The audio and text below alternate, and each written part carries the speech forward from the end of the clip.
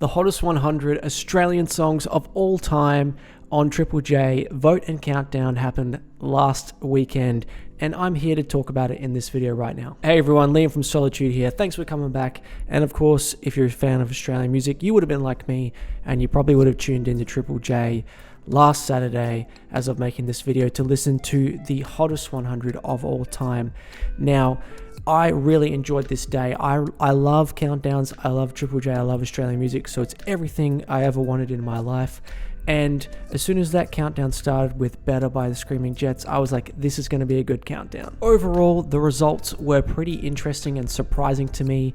Now, if you've followed my content, you would know that I made some predictions about songs that I thought would come high in the countdown and the list, and some songs that I thought would pop in there, and some that might not. Overall, I was pretty happy with the results, but I was surprised to see the winner as INXS's song Never Tear Us Apart, and I don't think anyone picked that one from what I saw on the internet. Just for your information, in my predictions that I made a couple of weeks ago, where I laid out my predicted 100, I got 75 songs correct in the 100, not obviously in the correct spots, but hey, that's a pretty good effort if you ask me, without warm tuners. Probably one demographic of song that I overestimated to do well, and I think a lot of other people did, were songs that came out recently in the last kind of 10 to 15 years. Songs like Covered in Chrome, Riptide, even The Less I Know The Better, and Somebody That I Used to Know didn't really even come in as high as I thought it would. The countdown itself was a great mix of all generations, really, but the 2000s were the dominant decade with the most entries in the 100, which wasn't surprising to me because that really is where we're at now as a generation, I guess. There's a lot of nostalgia for the 2000s, and the vote was dominated by people in that age bracket of 18 to 30 who are very nostalgic for the 2000s. And this also led to one of the biggest talking points of the whole countdown, which was the Veronicas song Untouched coming in at number 3. Now, I saw this coming. I saw the Veronicas hitting the top 10.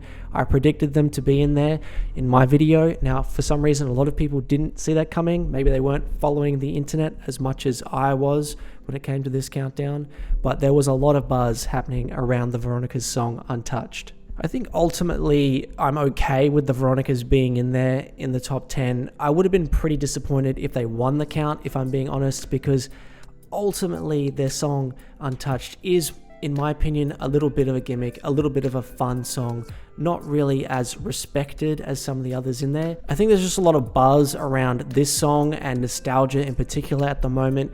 You heard a lot of people talking about how, well, this song went off at that festival where there was like a big mosh, and you know, everyone's saying, oh, it's justified, but I don't know. I feel like in 20 years time, if we redid this count, the Veronicas actually going to show up in this count? Well, maybe, but I certainly don't think they'll come in at number 3. I was pretty pleased as well with a good amount of older songs being in there, the likes of Cold Chisel, Crowded House, AC/DC with plenty of entries. And another talking point was that there were no songs hitting the 100 that were not included on Triple J's nomination list.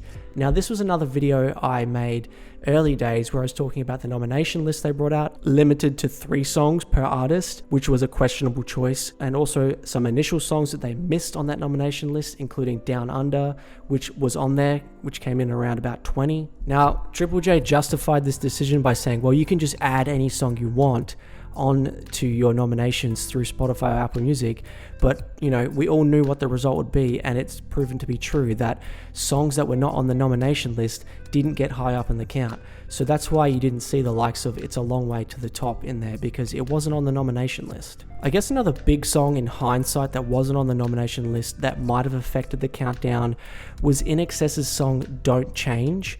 At the time of the nominations coming out, a lot of people were expressing concern with Don't Change not being on there. A lot of people thought that that's the second biggest INXS song, arguably the biggest INXS song. A lot of people saying, hey, if that song was on there, I would vote for it, and a lot of people did add it into their nominations. So if you think about it, if Don't Change was actually nominated by Triple J, would Never Tear Us Apart actually have won the count?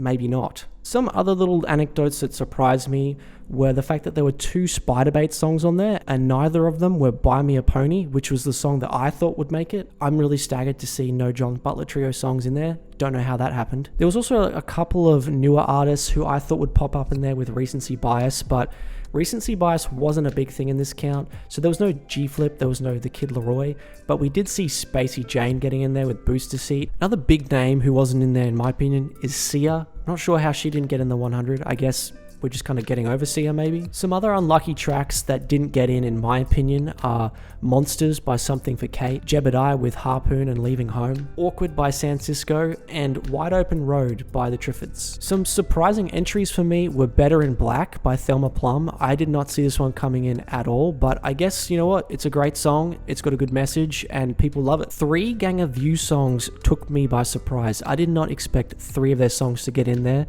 I expected Magnolia to be in there, but I can't believe the other 2 made it as well. Shows how popular and well respected this band are. And a couple of other entries that really surprised me were Draft. I didn't expect him in there. I expected Hilltop Hoods, and they were in there 3 times, of course, but seeing Draft in there was really cool. The Waifs was another unexpected one, especially because there was no John Butler, which is kind of weird because those 2 artists were kind of connected for their time. And also another recent artist who got in was Amyl and the Sniffers. I didn't really see that one coming, but good on them. So overall, I was really happy with the results.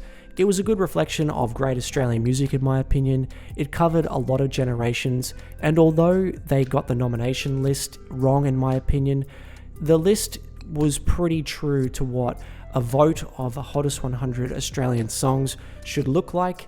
And I think in 20, 30, 40, 50 years time, when we look back at this, we'll respect these results with maybe some anomalies. So what did you guys think of the count? Did you listen to it on the day? Did you enjoy it? What do you think of the results? Was there anything in there that was controversial to you? The Veronicas, what do you think? That's probably the big talking point. If you want to see more of this stuff about Australian music, please feel free to like and subscribe, and I'll see you again soon.